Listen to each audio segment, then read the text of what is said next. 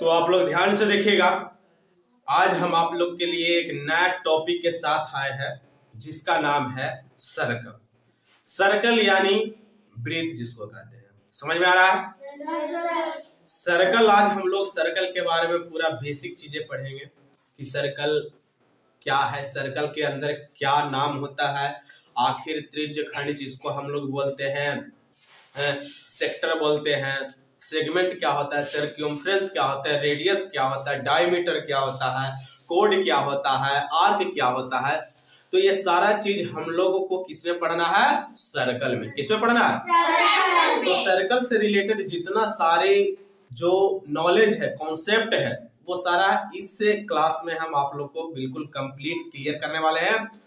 तो आप लोग ध्यान से खाली देखते रहिएगा, ठीक है? जो भी समझाएंगे वो बिल्कुल आपको ध्यान पूर्वक यहाँ बोर्ड पे देखना है, क्योंकि अगर जो थोड़ा सा भी मिस होता है तो आपको समझ में नहीं आएगा। समझ में आ रहा है? तो ध्यान पूर्वक आपको बोर्ड पे पूरा फुल्ली फोकस बनाए रखना है। तो चलिए हम स्टार्ट करते हैं हमारा। चलिए, तो हमारा कौन सा चैप्टर है आपका? सर्कल। कोई दिक्कत नहीं? चलिए, तो सर्कल में सबसे पहली बात समझते हैं जिसको सर्कमफ्रेंस कहा जाता है, यानी वृत्त की परिधि। तो सर्कमफ्रेंस क्या होता है? तो ये जो सर्कल आप देख रहे हैं, इसको अगर जो राउंडिंग अगर जो मेजरमेंट किया जाएगा, यानी राउंडिंग अगर जो घुमाया जा रहा है, इसका मेजरमेंट ही पूरा क्या कहलाता है? तो सर्कमफ्रेंस कहलाता है। क्या इसको बोलेंगे? इसको बोला जाएगा सर्कमफ्रेंस। क्या बोला जाएगा? सर्कमफ्रेंस। इसको हम लोग हिंदी में बोलते हैं, क्या बोलते हैं? परिधि। क्या बोलते हैं? परिधि। यानी कि इसको जो राउंडिंग हो गया, इसको सरल भाषा में हम लोग परिधि बोलते हैं, जिसको हम लोग कहते हैं इंग्लिश में सर्कल। क्लियर हुआ? चलिए, अब तो ये हो गया, लेकिन इसके बीच में एक पॉइंट दिया जाता है, ठीक है? ये पॉइंट क्या कहलाता है? ये पॉइंट कहलाता है, ये पॉइंट कहलाता है सेंटर पॉइंट। यानी कि इसको हिंदी में कहा जाता है केंद्र बिंदु। क्या कहा जाता है? केंद्र बिंदु कहा जाता है। क्लियर आप लोग को हुआ? इसको क्या कह सकते हैं? तो इसको जो सेंटर होता है, इसको जो बिंदु होता है, इसको सेंटर पॉइंट इंग्लिश में बोलते हैं, और हिंदी में क्या बोलते हैं? केंद्र बिंदु। तो दिक्कत? चलिए, अब यहाँ से तो हम लोग समझ गए कि सर्कमफ्रेंस क्या होता है, केंद्र बिंदु यानी कि सेंटर पॉइंट क्या होता है। लेकिन अब यहाँ पे एक हम लाइन खींचते हैं, ये वाला, ठीक है? ये वाला, इसको क्या हम लोग इसको हम लोग बोलेंगे क्या चीज? रेडियस। क्या बोलेंगे? रेडियस। इसको क्या बोल सकते हैं हम लोग? तो इसको हम इधर लिख देते हैं, क्या लिख देंगे? रेडियस। क्या लिखेंगे हम लोग? रेडियस। यहाँ पे हम लोग लिखेंगे रेडियस। ये क्या हो गया? रेडियस, जिसको हम लोग हिंदी में बोलते हैं त्रिज्या। क्या बोलते हैं? त्रिज्या। यानी कि इसको रेडियस बोला जाता है। यानी कि यहाँ से एक जो लाइन गया है, इसको रेडियस बोला जाता है। लेकिन हम दूसरे सर्कल में अगर जो देखते हैं, तो ये तो हमारा सेंटर पॉइंट हो गया। क्या हो गया? Centre point. लेकिन यहाँ पे देखा जाए तो ये हमारा तो रेडियस हो गया। ये क्या हो गया? रेडियस हो गया। लेकिन यहाँ से हम ये पूरे लाइन को मिला देते हैं, तब ये क्या कहलाता है? तब ये कहलाता है डायमीटर। क्या कहलाता है? डायमीटर। इसको हिंदी में बोला जाता है व्यास। क्या बोला जाता है? व्यास।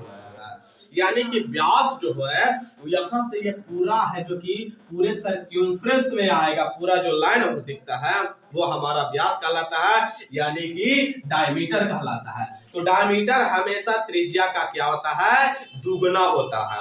समझ गया? डायमीटर होता है जो त्रिज्या का क्या होता है? दुगुना होता है।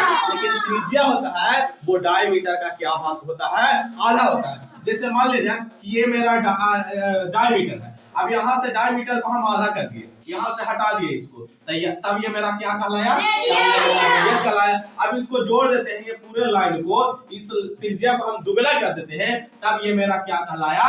डायमीटर यानी कि व्यास कहलाया। कोई दिक्कत नहीं ना? समझ में क्लियर आ रहा है?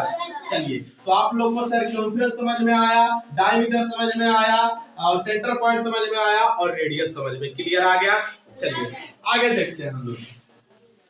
हम लोग जब सर्कल बनाएंगे तो सर्कल में दो चीज फिक्स रहेगा, एक सर्कल और एक सेंटर पॉइंट। ठीक है, सेंटर पॉइंट सर्कल के साथ साथ चलेगा। चलिए, तो ये मेरा सर्कल हो गया। चलिए अब देखते हैं, अब यहां से इसको क्या बोला जाता है? इसको क्या बोला जाता है? क्या बोला जाता है? टेंजेंट बोला जाता है। आर्क, आर्क मींस क्या होता है? आर्क मींस चॉप होता है, तो इसको आर्क बोलेंगे नहीं ना? इसको कोड ना बोला जाता है जी, इसको कोड बोला जाता है। आर्क हो गया हमारा, क्या हो गया हमारा? ये वाला आर्क कहलाता है। क्या कहलाता है? ये आर्क। और ये कोड कहलाता है, जिसको हम लोग नॉर्मली भाषा हिंदी में बोलते हैं जीवा। इसको क्या बोला जाता है? जीवा। आपका बोला जाता है कोड। कोड इसको हिंदी में बोला जाता है जीवा। क्या बोला जाता है? जीवा बोला जाता है। कोड को हिंदी में क्या बोलेंगे? जीवा। लेकिन ये तो हमारा सर जीवा हो गया, लेकिन ये वाला क्या हुआ? ये तो ये वाला हमारा आर्क हो गया। क्या हो गया? आर्क हो गया। आर्क, आर्क, आर्क का हिंदी होता है। जैसे अगर जो प्रकाल होता है उसमें आप पेंसिल लगा दीजिएगा। अब पेंसिल लगा देने के बाद यहाँ से मान लिया जाए कि ऐसे ले लेते हैं, ऐसे, तो ये क्या हो गया? ये चाप कहलाएगा। तो ये ठीक प्रकार, अगर ऐसे लेते हैं तो ये भी मेरा चाप। तो ठीक उसी प्रकार सेम टू सेम वही कंडीशन इसमें है, यानी कि ये मेरा हमारा है जो कि चाप कहलाया, यानी कि आर्क कहलाया, और ये हमारा कोड कहलाया, यानी कि जीवा कहलाया। यहाँ तक कोई दिक्कत नहीं ना? लेकिन इसमें भी है कि क्या, अगर जो हम यहाँ पे सेंटर पॉइंट डालते हैं तो ये मेरा हो गया जीवा और ये मेरा चाप हो गया कि नहीं हो गया? तो यहाँ पे सवाल क्या है, यहाँ पे कॉन्सेप्ट क्या है कि अगर जो ये जीवा हो गया और ये चाप हो गया, तो चाप और जीवा यानी कि आर्क और कोड के बीच वाला जो पार्ट है, इसको क्या बोला जाता है? इसको क्या बोला जाता है? तो इसको क्या बोला जाता है? सेगमेंट। तो सेगमेंट, अच्छा ये समझिए कि पहले ये वाला है, ये वाला इसका क्षेत्रफल एरिया बड़ा है कि ये वाला है? कौन सा एरिया बड़ा है? ऊपर वाला। तो इसको बोला जाता है सेगमेंट, यानी माइनर सेगमेंट। क्या बोला जाता है? Minor segment. क्या बोला जाता है? Minor segment. इसको बोला जाता है क्या चीज? लघु। क्या? वृत्तखंड। क्या बोला जाता है? लघु वृत्तखंड। लघु क्या बोला जाता है? लघु वृत्तखंड। लेकिन जो बाकी एरिया बच गया उसको क्या बोलेंगे? इसको बोला जाता है मेजर सेगमेंट। क्या बोला जाता है? हिंदी में बोला जाता है दीर्घ वृत्तखंड। क्या बोला जाता है? वृत्तखंड। दीर्घ वृत्तखंड बोला जाता है। ठीक है, यानी कि ये वाला पार्ट हमारा हो गया मेजर सेगमेंट और ये वाला पार्ट हो गया हमारा माइनर सेगमेंट। इसको हिंदी में बोलेंगे दीर्घ वृत्तखंड और इसको हिंदी में बोलेंगे लघु वृत्तखंड। क्लियर हुआ यहाँ तक? चलिए, लेकिन अब आगे जानते हैं। भाव हम बार बार बोल रहे हैं कि सेंटर पॉइंट छोड़ता नहीं है। ठीक है, सेंटर पॉइंट इसी में रहेगा। चलिए अब आगे देखते हैं। यहां से अब ये तो हमारा हो गया। चलिए, ये क्या कहलाएगा? ये दोनों अगर जो देखेंगे तो ये हमारा क्या कहलाएगा? ये हमारा क्या है? ये क्या है?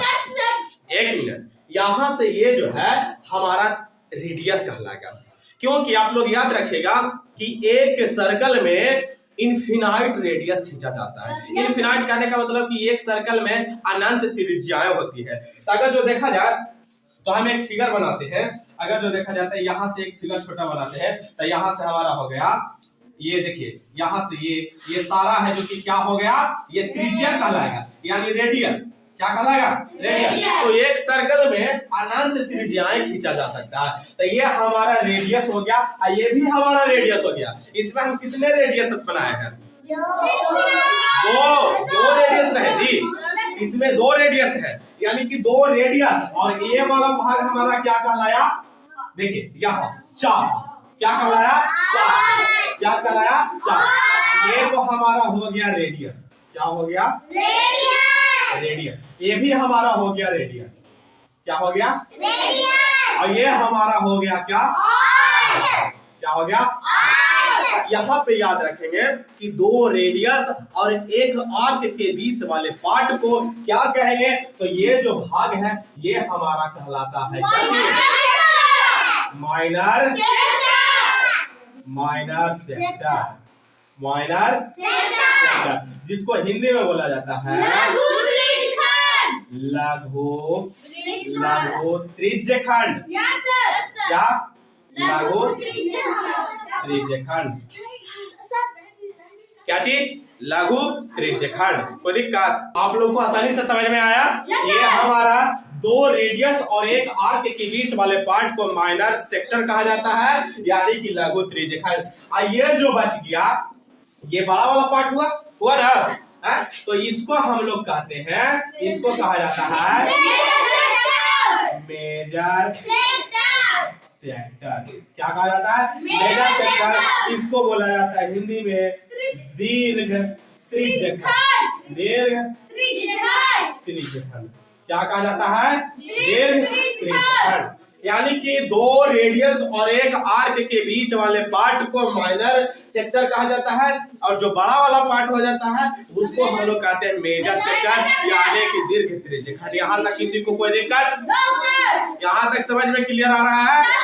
चलिए आगे हम देखते हैं, आगे वाला पार्ट को हम देखते हैं। अगला सर्कल है हमारा, ये हमारा क्या हो गया, सेंटर पॉइंट।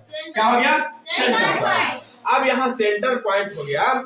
अगर जो हम यहाँ से एक लाइन खींचते हैं, ये लाइन खींचते हैं, तो ये हमारा देख रहा है कि ये जो लाइन है ये हमारा सर्कम्फ्रेंस यानी कि सर्कल से टच होके जा रहा है, स्पर्श होके जा रहा है, तो इसलिए यह स्पर्श होके जा रहा है, इसलिए हम लोग इसको बोलेंगे स्पर्श।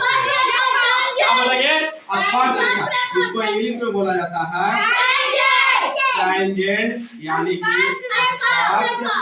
स्पर्श रेखा। क्या बोला जाता है, स्पर्श रेखा यानी कि टैंजेंट। क्या ये वाला क्लियर समझ में आया। चलिए अब अगला कॉन्सेप्ट देखते हैं। तो एक सर्कल में एक सेंटर पॉइंट देंगे। अब अगर जो यहाँ से इसको ऐसे कर देते हैं, ठीक है, यानी कि देखा जाए तो अगर जो आप लोग को एक एग्जांपल देते हैं, एक तारबूज है, जैसे फॉर एग्जाम्पल एक तारबूज है, तो तारबूज के एक नुकीली छड़ को अगर जो हम उसमें छिद्र करेंगे तो एक पार से दूसरे पार हो जाएगा कि नहीं हो जाएगा। तो ठीक मान लेते हैं कि ये तारबूज है, ये तारबूज के एक नुकीली छड़ को हम इस पार से वो पार करते हैं, तो एक यहाँ पे कट किया, एक यहाँ पे कट किया, यानी कि यहाँ पे छिद्र करके इधर से निकल गया, तब इसको क्या बोलेंगे, इंग्लिश में क्या बोलते हैं, सेकेंड बोला जाता है। यानी कि इसको हम लोग बोलते हैं सेकेंड। क्या बोला जाता है, सेकेंड। हिंदी में बोला जाता है, हिंदी में बोला जाता है छेदक रेखा। क्या बोला जाता है, छेदक रेखा, यानी कि सेकेंड, और हिंदी में बोलेंगे छेदक रेखा। कोई दिक्कत, यानी कि एक जगह से कट करके दूसरे जगह से छिद्र करके निकल जा, यानी कि एक स्थान से, यानी कि पहला कोर से छिद्र करके दूसरे कोर से निकल जाएगा, उसको हम लोग बोलेंगे सेकंड, यानी कि छेदक रेखा। कोई दिक्कत नहीं ना। चलिए अब आगे समझते हैं। अब ये तो हमारा छेदक रेखा हो गया। अब आगे कॉन्सेप्ट क्या है, अब देखिए यहाँ पे, अब देखिएगा यहाँ से एक केंद्र बिंदु है, ठीक है, यानी सेंटर पॉइंट है। तो एक बस ध्यान समझिएगा कि एक वृत्त में यानी कि एक सर्कल में जिस प्रकार अनंत त्रिज्याएं खींचा जाता है, इनफिनाइट रेडियस खींचा जाता है, उसी प्रकार इनफिनाइट जो कि क्या खींचा जाता है, कोड खींचा जाता है, यानी कि इनफिनाइट कोड भी खींचा जाता है। जिस प्रकार जैसे हम ऐसे करते हैं, ये देखिए, ये भी हमारा एक जीवा है, ये भी हमारा एक जीवा है जो कि अनंत यानी कि इनफिनाइट कोड भी खींचा जा सकता है। यानी कि एक अगर जो तुमसे पूछा जाएगा कि एक सर्कल में कितने कोड खींचा जा सकता है, तो इनफिनाइट यानी एक सर्कल में कितने रेडियस खींचा जा सकता है। इस प्रकार हो गया कि भाई ये भी हमारा एक कोड है, ये हमारा एक कोड है, ये हमारा कोड है, ये यानी जितना भी कोड खींचे हैं एक वृत्त में, एक सर्कल में अनंत जीवाएं खींची जा सकती है, यानी कि इनफिनाइट कोड खींचा जा सकता है। लेकिन यहाँ पे सवाल ये है कि एक सर्कल में सबसे बड़ा डायमीटर क्या होता है? एक सर्कल में सबसे बड़ा व्यास क्या होता है? सबसे बड़ा व्यास कहे या जीवा कहे? अगर जो आपसे पूछेगा कि एक सर्कल में सबसे बड़ा जीवा क्या होता है, तो पूछेगा तो सीधे यहाँ पे बताना है कि एक सर्कल में एक वृत्त का सबसे बड़ा जीवा ही सबसे बड़ा व्यास होता है, या एक वृत्त में सबसे बड़ा व्यास ही वृत्त की सबसे बड़ा जीवा कहलाता है। जैसे देखिए, ये हमारा एक प्रकार से कहा जाए तो डायमीटर है, यानी कि क्या बोलते हैं, व्यास है ना। अगर जो पूछेगा कि ये हमारा दो चीज है, कहने का अर्थ हो गया कि ये हमारा व्यास भी है और ये हमारा जीवा भी है। तो दो क्वेश्चन आपसे पूछा जाएगा कि एक वृत्त में सबसे बड़ा जीवा क्या कहलाता है? तो एक वृत्त में सबसे बड़ा जीवा उस वृत्त का सबसे बड़ा व्यास कहलाता है। यही क्वेश्चन दोबारा पूछा जाएगा अलग टाइप पर कि एक सर्कल में सबसे बड़ा व्यास क्या कहलाता है? तो उस वृत्त की सबसे बड़ा जीवा ही उसका सबसे बड़ा व्यास कहलाता है। क्लियर, समझ में आया? तो यहाँ पे आप लोग याद रखिएगा कि एक सर्कल में इनफिनाइट डायमीटर खींचा जाता है। कोई दिक्कत नहीं ना? चलिए अब देखते हैं, ये हम लोग समझे कि ये हमारा स्पर्श रेखा है, यानी कि टेंजेंट। तो यहाँ पे आपसे पूछा जाएगा कि एक सर्कल में कितने टेंजेंट खींचा जा सकता है? तो एक सर्कल में इनफिनाइट टेंजेंट खींचा जा सकता है, यानी कि एक सर्कल में, एक वृत्त में अनंत स्पर्श रेखाएं खींची जा सकती है। जैसे देखो, यहाँ से एक हुआ, ये हुआ, देखिएगा, समझ गए? तो एक सर्कल में इनफिनाइट है जो कि आपका टेंजेंट यानी कि स्पर्श रेखाएं खींचा जा सकता है। क्या यहाँ तक किसी को कोई दिक्कत है ना? चलिए, तो ये हमारा सर्कल से रिलेटेड आपका बेसिक कॉन्सेप्ट था। एक बार है जो कि दोबारा रिपीट कर देते हैं। चलिए आप लोग ध्यान से समझिएगा। चलिए, इसको हम लोग बोलते हैं, ये हमारा हो गया सर्कम्फ्रेंस। ये क्या हो गया? सर्कम्फ्रेंस हो गया। ये हमारा हो गया, ये जो केंद्र बिंदु है इसको इंग्लिश में बोलते हैं सेंटर पॉइंट, केंद्रक बिंदु। ये हमारा हो गया रेडियस। दूसरे वृत्त में चलते थे, ये हमारा कहलाता है क्या चीज? डायमीटर। अगले वृत्त में चलते हैं तो ये हमारा कहलाता है कोण, और इसके नीचे जो चाप लिया गया है उसको हम लोग चाप कहते हैं, यानी कि आर्क कहते हैं। इसमें है जो कि एक जीवा और एक चाप के बीच वाला पार्ट हमेशा लघु वृत्त खंड कहलाता है, यानी कि माइनर सेगमेंट, और उसके बड़ा वाले पार्ट को कहेंगे दीर्घ वृत्त खंड, यानी कि मेजर सेगमेंट। दूसरे में चलते हैं तो दो रेडियस, यानी कि दो रेडियस और एक आर्क के बीच वाले पार्ट को क्या कहा जाता है? लघु त्रिज्यखंड, यानी कि माइनर सेक्टर, और बड़े वाले पार्ट को कहा जाता है दीर्घ त्रिज्यखंड, यानी कि मेजर सेक्टर। कोई दिक्कत नहीं ना? चलिए आगे देखते हैं। यहाँ से एक वृत्त से टच होकर के जाता है जो लाइन, उसको कहा जाता है टेंजेंट, यानी कि स्पर्श रेखा। और एक वृत्त में, यानी कि एक सर्कल में एक कोर से छिद्र कर दूसरे कोर से निकल जाता है, उस रेखा को कहते हैं हम लोग छेदक रेखा, यानी कि सेकंड कहा जाता है। आप लोग याद रखिएगा कि एक वृत्त में, यानी कि एक सर्कल में अनंत जीवाएं खींचा जा सकता है, और एक वृत्त में अनंत स्पर्श रेखाएं खींचा जाता है, और एक वृत्त में अनंत त्रिज्या खींचा जाता है। क्या यहाँ तक किसी को कोई दिक्कत? पूरा सर्कल से रिलेटेड बेसिक कॉन्सेप्ट आपको पता चल गया? चलिए, यहाँ तक कोई दिक्कत नहीं है किसी को? चलिए, आप लोग तो सर्कल का जो बेसिक कॉन्सेप्ट था आपको क्लियर हो गया?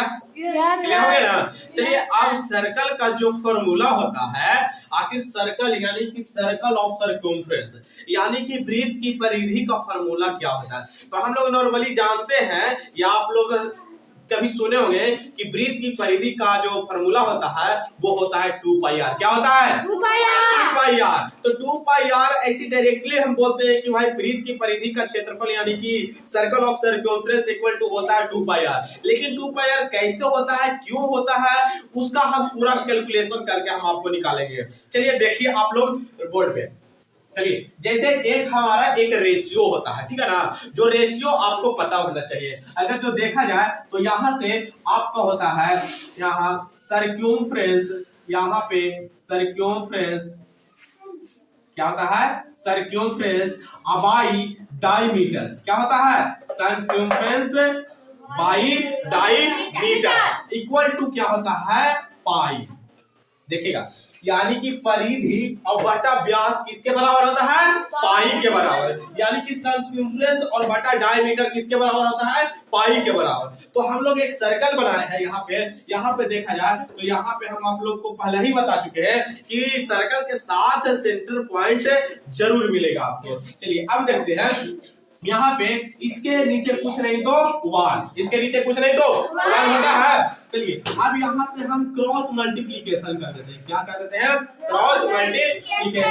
सर्कमफ्रेंस y1 के साथ मल्टीप्लिकेशन करेंगे तो हमारा सिर्फ क्या आएगा सर्कमफ्रेंस। क्या आएगा क्या आएगा सर्कमफ्रेंस आएगा सर्कमफ्रेंस इक्वल टू, अब सर्कमफ्रेंस और मल्टीप्लिकेशन 1 कर दिए तो सर्कमफ्रेंस आ गया। उसके बाद हम लोग डायमीटर से पाई में गुना करेंगे मल्टीप्लिकेशन करेंगे तो यहाँ हमारा हो जाएगा, यहां से ध्यान से देखिएगा डायमीटर इनटू क्या हो जाएगा पाई हो जाएगा। क्या हो जाएगा पाई हो जाएगा। यहाँ पे देखिएगा तो circumference equal to diameter multiplication क्या हो जाएगा पाई हो जाएगा। अब यहाँ से ध्यान से देखिएगा अब डायमीटर, अब देखिएगा यहाँ से हम एक ही वाला जो बनाए हैं लाइन खींचे हैं इसको क्या हम लोग बोलेंगे रेडियस बोलेंगे। लेकिन ये हमारा कितना रेडियस खींचा हुआ है एक रेडियस है, क्या कितना रेडियस है एक रेडियस है और एक रेडियस और खींच देते हैं, यानी कि एक रेडियस और हम बना देते हैं। यह हमारा 2 रेडियस मिल करके एक तैयार हुआ किस क्या जिसको हम लोग बोलते हैं डायमीटर। यानी कि ये इतना जो हम खींचे हैं इतना जो लाइन बनाए हैं ये हमारा, तो ये हमारा डायमीटर हो गया मल्टीप्लिकेशन पाई। अब देखिएगा यहाँ तो हमारा 2r है तो यहाँ पे डायमीटर इक्वल टू यहाँ पे हम लिख सकते हैं d इक्वल टू 2r लिख सकते हैं यानी कि 2 रेडियस को मिलने पर हमारा डायमीटर निकला, यानी कि d इक्वल टू 2r, या तो d के बराबर 2r है या फिर 2r के बराबर d है यानी डायमीटर। तो यहाँ पे डायमीटर के जगह हम 2r लिख सकते हैं। कितना लिख सकते हैं 2r मल्टीप्लिकेशन क्या हो जाएगा पाई। अब 2r के साथ पाई को हम जब मल्टीप्लिकेशन दोनों को जोड़ देंगे यानी गुना करके तब हमारा 2 पाई क्या हो जाएगा क्या आ गया 2 पाई r। तो यही ना होता है जी वृत्त की परिधि यानी सर्कल ऑफ सर्कमफ्रेंस का जो फार्मूला होता है 2 पाई r होता है। अब समझ में आया क्लियर, यानी कि हमारा सर्कमफ्रेंस को गुना किया 1 में तो सर्कमफ्रेंस और d diameter equal diameter multiplication pi diameter गुना पाई। अब यहाँ डायमीटर 2r को मिलकर बना है तो इसलिए डायमीटर के जगह हम 2r लिख सकते हैं तो हुआ 2 पाई r। यानी कि वृत्त की परिधि का फार्मूला क्या होता है 2 पाई r। कोई दिक्कत नहीं ना। देखिएगा ये भी हमारा है जो कि रेडियस है, क्या है रेडियस है, और ये भी हमारा है जो कि रेडियस है, क्या है रेडियस है। ठीक है तो 2 रेडियस हो गया, बीच में सेंटर पॉइंट है तो 2 रेडियस मिल गया, यहाँ पूरा है जो कि तो यहाँ से पूरा हमारा हो गया क्या चीज डायमीटर। क्या हो गया डायमीटर, यानी कि 2r को मिला करके डायमीटर बना है इसलिए हमारा हो गया 2 पाई r। कोई दिक्कत। अब यहाँ से हम लोग क्या पढ़ेंगे, यहाँ से हमारा हो जाता है अब क्षेत्रफल, ये जितना जो बच गया ये हमारा एरिया हुआ। तो circle of area of circle यानी कि वृत्त का जो हो गया क्षेत्रफल तो क्या होता है, यानी कि वृत्त का क्षेत्रफल क्या होता है, तो वृत्त का क्षेत्रफल क्या होता है आप लोग को पता है, वृत्त का क्षेत्रफल होता है पाई आर स्क्वायर। क्या होता है पाई आर स्क्वायर। आप लोग याद रखिएगा वृत्त की परिधि बराबर क्या हो गया 2 पाई आर और वृत्त का क्षेत्रफल यानी कि एरिया ऑफ सर्कल क्या होता हो जाता है पाई आर स्क्वायर। कोई दिक्कत नहीं ना। चलिए अब यहाँ से हम देखते हैं आखिर पाई बराबर क्या होता है। तो पाई इक्वल टू किसके बराबर होता है, तो पाई का वैल्यू होता है 22/7। क्या होता है पाई का वैल्यू होता है 22/7। तो बाकी जो ऑनलाइन देख रहे हैं कोई भी डाउट हो तो आप लोग कमेंट में जरूर कमेंट कीजिएगा, क्योंकि ऐसा ही नॉलेजेबल वीडियो लेकर हम आते रहते हैं। आप हमारे चैनल पे नए हैं तो चैनल को प्लीज सब्सक्राइब कर लीजिएगा और बेल आइकन दबा दीजिएगा ताकि इस तरह का वीडियो हम जब भी अपलोड करें तो सबसे पहले नोटिफिकेशन आप तक पहुंचे और आप वॉच कर सकें। और लाइक भी कर दीजिएगा, अपने दोस्तों में शेयर कर दीजिएगा ताकि वो भी इसका जो कॉन्सेप्ट है वो अपना ले सके। चलिए कोई भी अगर जो डाउट होता है तो आप लोग कमेंट में जरूर कमेंट कर सकते हैं। चलिए मिलते हैं ऐसे ही नॉलेजेबल वीडियो के साथ, जब तक के लिए थैंक यू सो मच।